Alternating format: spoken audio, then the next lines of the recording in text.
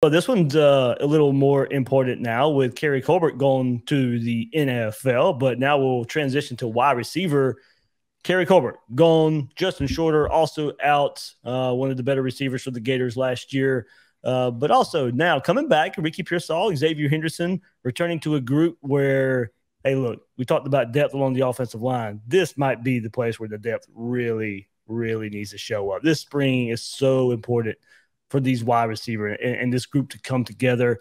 Also pair that with the change at quarterback in the passing game there, the offensive line being retooled. I mean, this passing attack, it needs all the work it can get this spring, while going through a lot of change, multiple positions, quarterback, offensive line, and of course right here at wide receiver. True freshman Andy Jean, Aiden Mizell, they're available as early enrollees going through spring. And look, they really, honestly, could push Jamarcus West and Jaquavion Frazier, Marcus Burke, Caleb Douglas, Ja'Kai Bowman.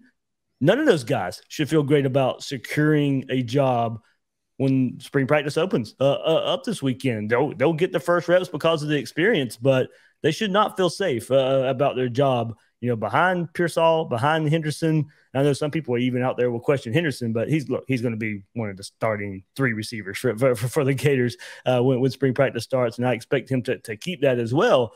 But Florida's going to have to find their third wide receiver they can count on behind Pearsall and Henderson this spring. And even if they do, how far does that third guy separate themselves from all the names I just listed? Is it going to be just somebody who barely separates and Florida's continuing to go through the season to find their third guy? I have to think a few guys elevate their game this spring and build a nice rotation for Florida. But identifying the likely contributors, if we're only a few days from spring practice, it's tough to identify who are you putting when you're naming the top 3 receivers behind Pearsall, behind Xavier Henderson. Is it bad that I want to name all 3 incoming freshmen? I love this group that's coming in. I think that's the part that's the biggest detractor with Colbert leaving that I'm bummed out about the most, is because clearly these guys, they wanted to come play for Colbert too. So that's a bummer to see them go. But Mizell, Gene, Wilson, I am equally excited about all 3 of these guys. 3 receivers in the class, but I think they hit it out of the park with each of them. Their tape is fantastic. Speedsters, guys who are athletic, who can make plays. And, couple that with Ricky Pearsall coming back. We really needed him for another, like a holdover year here. And Henderson's just solid. I like Henderson's game. I'm not always sure. You guys can correct me if you disagree on this, but I'm not always sure I love the way they use Henderson.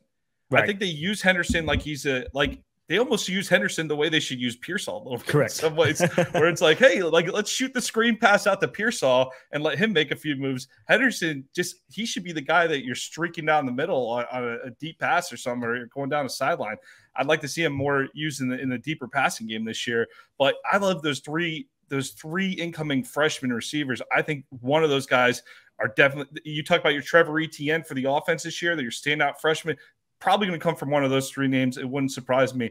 Liked what we saw from Douglas toward the end of the season last year as well. I thought he came on a bit. I was disappointed to see Reynolds go out the door. He ended up at Pittsburgh. And Bowman, good.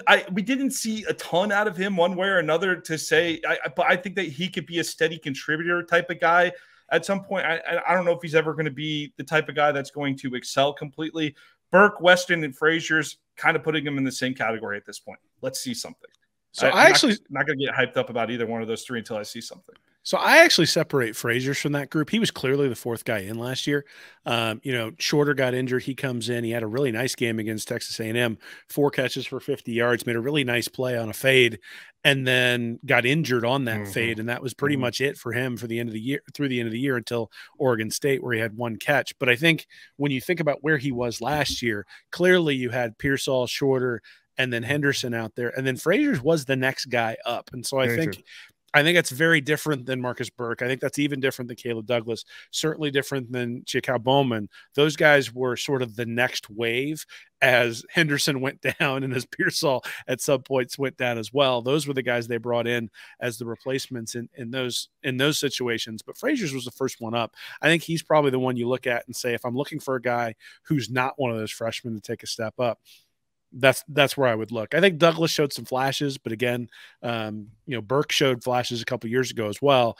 I think really one of the things that we're looking for this year is just consistency. That's the thing that made Ricky Pearsall so good last year, is he was always open and always consistent in terms of what he was doing, the route running, all that sort of stuff. And it's interesting that you say, hey, Nick, you say run Pearsall on the end arounds and things like that. Well, you don't have him streaking down the field open if you have him running on the end arounds or the little screen passes or things like that. I think in many ways, this is the limitation that Florida has, is that when you only have one real playmaker out at wide receiver, you have to use somebody as a decoy to get the other guy open. And that was one of the problems that they had. Now, they did start running the end around with Pearsall towards the end of the year, and that was way more effective. So I do expect him to see that.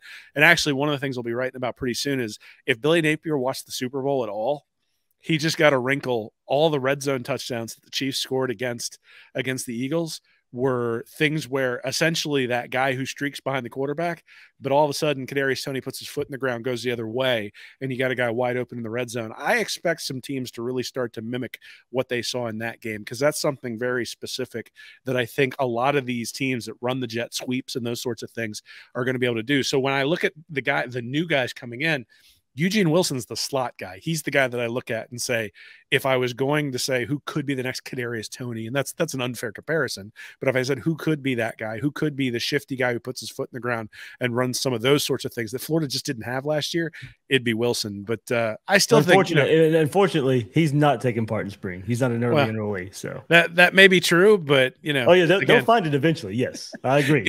If he's able to do it, get him in there, man. There's no pass pro when you're a wide receiver. Put him out there and let him run routes. Yeah, I'm excited. Andy Jean seems to be turning heads, through early workouts and the words coming out of there, and his route running not disappointing whatsoever. Known for that, and maybe even faster than some people think so as well. So and I know many thought he was criminally underrated anyway as a recruit, but it may be coming to fruition that he was criminally underrated. Dave, was it that junior season that he played IMG? For Gene, that tape was awesome. I believe it was from his junior years. He just crushed. He crushed it against IMG. He had a great game against. Against IMG. I was like, not for IMG, but yeah. Where he just put against, right, yes. It's from Miami, yeah. Well, now we just have to wonder, and I'm sure we'll get to it relatively quickly, but we just have to wonder when these guys show out in the spring game. Is it because the wide receivers are really good, or is it because of something else? Yeah, that's probably how we should lead this. That's how spring practice is. You don't know how to take it. Checks and balances with spring football here. Want more Gators Breakdown? Join Gators Breakdown Plus. Starting at $3 a month. Get access to unique episodes, plus a blog, chat rooms, giveaways, shout-outs, and more. Gators Breakdown Plus is furthering the interaction with fans and listeners like you. Head to gatorsbreakdown.supportingcast.fm to join Gators Breakdown Plus today.